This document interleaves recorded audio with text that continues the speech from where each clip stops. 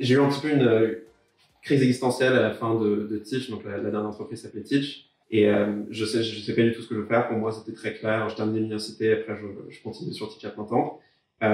Donc j'ai décidé de travailler dans quelque chose de complètement différent, en me disant bon, je vais aller dans une entreprise un peu plus traditionnelle. Je suis dans une entreprise que j'ai adorée, mais qui me correspondait pas au final. C'est à ce moment-là que j'ai rencontré Oussama. Et j'ai réalisé que j'étais en train de faire n'importe quoi et que je voulais retourner à ce que je faisais initialement.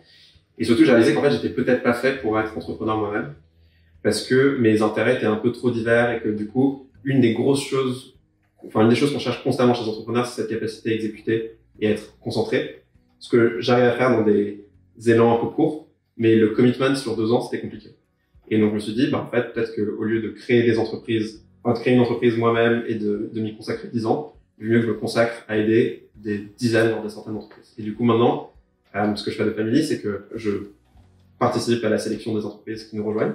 On accueille une vingtaine d'entreprises toutes les 8 semaines. Et après, on les accompagne à travers toutes les étapes de leur croissance. Donc, que ce soit leur acquisition de clients, leur levée de fonds, leur stratégie, leur recrutement, etc., etc. Qu'est-ce qui te plaît le plus dedans? Ce que j'aime beaucoup, honnêtement, c'est la découverte de nouveaux marchés, de business models complètement contre-intuitifs, faire des choses auxquelles on n'aurait jamais pensé nous, et on se dit, mais c'est trop bête, ça marchera jamais, et les entrepreneurs arrivent avec leur détermination à nous prouver qu'on a complètement tort. Ça, je trouve ça vraiment incroyable, parce que c'est très facile, surtout dans cet environnement-là, de chercher constamment à avoir ses biais confirmés.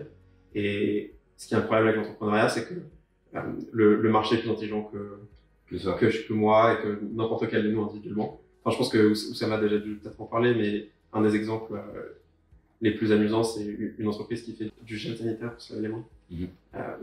Quelque chose qui se vend en gros en marque blanche depuis des années. Et eux, c'est leur produit phare. Et ils vendent juste ça avec du branding très particulier. Et ils vendent, c'est une des boîtes qui performe le mieux de nos portfolios. Et selon toi, qu'est-ce qui fait que ce truc qui a en apparence aucun sens a marché? Parce que les fondateurs sont incroyables. Ils sont déterminés et ils arrivent à créer une culture et une marque. Ils ont réussi à créer une communauté qui est très dévouée. Et ça, ils l'ont fait parce que eux-mêmes ils sont vraiment dévoués et déterminés à créer une marque cool.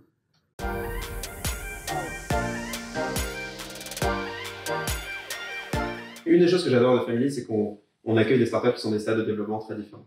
Donc, on a des startups c'est 2 amis qui ont une idée et qui ont commencé, qui ont un tout petit peu de traction, mais on ne sait pas trop exactement où ils vont. Et on accueille aussi des entreprises qui ont 1 an et demi, 2 ans, qui sont en train de lever de fonds et qui ont ce qu'on cherche, c'est pas du tout la même chose, mais c'est pas exactement la même chose à ces stades de développement différents, parce que il y en a qui ont déjà un peu plus prouvé ce dont ils étaient capables de faire que les autres.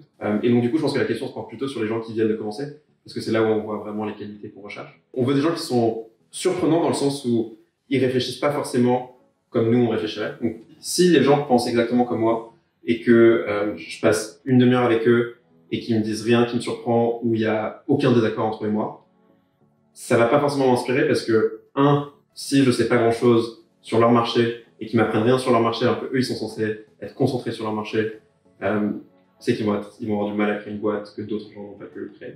Ils se contentent de savoir ce que tout le monde sait. Exactement. Et c'est très compliqué d'ajouter de la valeur quand tu sais rien de plus que les autres. C'est plus refléter certaines qualités de réflexion que des gens n'ont pas. Moi, j'ai pas. L'autre chose, c'est l'harmonie entre les fondateurs quand ils sont plusieurs. C'est émotionnellement extrêmement compliqué de créer une entreprise. J'ai commencé Teach avec des amis et ça s'est pas très bien passé avec tous. Et j'ai réalisé à quel point, au final, ça peut jouer à très peu de choses, de survivre ou de mourir. Il y a toujours des dynamiques de pouvoir, c'est-à-dire que nous, on a souvent des fondateurs, donc typiquement quand ils arrivent et qu'ils n'ont pas encore beaucoup de traction, etc., on leur demande, c'est qui le CEO, c'est qui le chef, c'est-à-dire que quand il y a une décision où on doit dire oui ou non, qui décide? Souvent, ils nous disent, mais on n'a pas encore vraiment discuté, on est en parfaite harmonie. Mais c'est pas possible, il y a personne qui est en parfaite harmonie. C'est-à-dire qu'il y a un moment où ça va éclater et il y aura une décision qui va être existentielle pour l'entreprise. Il faudra décider d'aller soit par A, soit par B. Et si c'est pas clair qui a le mot final dans cette décision-là, ça n'a aucune chance de sortir. Parce que ce qui coûte le plus cher en entrepreneuriat, surtout au début, c'est pas tant les mauvaises décisions, plus que l'indécision. C'est-à-dire que le débat interne, et nous, au final, c'est une discussion qu'on n'a jamais eue chez Teach. Je pense qu'on a pris énormément de mauvaises décisions parce que on avait ces débats internes incessants et du coup, on n'avait pas les boucles de feedback qui sont importantes pour apprendre. Et du coup, non seulement on faisait des erreurs, mais en plus, on mettait très longtemps à apprendre de nos erreurs. Donc, si c'est pas du tout clair qui est le chef, on sait que ça va être une catastrophe. Par exemple, imaginons qu'ils te répondent, ouais, mais moi, je vais prendre des décisions sur le marketing, elle va prendre la décision sur le commerce. La personne qui est CEO et qui prend la décision finale est quand même censée valoriser les expertises de chacun. C'est-à-dire que dans Teach, si la personne qui s'occupait du développement me disait, écoute, ça va être très compliqué techniquement, je pense pas que ce soit faisable en 3 mois et du coup, je pense qu'il vaut mieux qu'on fasse cette feature-là plutôt que cette feature-là. Je vais pas lui dire, non, tu fais la feature que tu dis est impossible. C'est-à-dire qu'il faut évidemment valoriser et prendre en compte les compétences de chacun. Encore une fois que toutes ces opinions-là ont été présentées et qu'on sait ce qui est faisable, ce qui est pas faisable, combien ça va coûter, combien ça va pas coûter, etc. C'est la personne qui, au final, prend cette décision-là.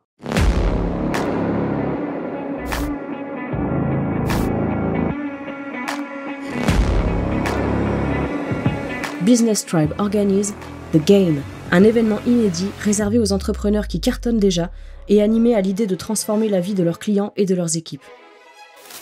The Game, c'est un événement inédit de 3 jours pour profiter des stratégies avancées d'intervenants brillants, pratiquer lors de sessions de travail organisées et repartir de ces 3 jours en ayant avancé sur ce truc qui compte pour faire croître ton activité. Rejoins la liste d'attente dès maintenant pour être informé en avant-première de l'ouverture des inscriptions.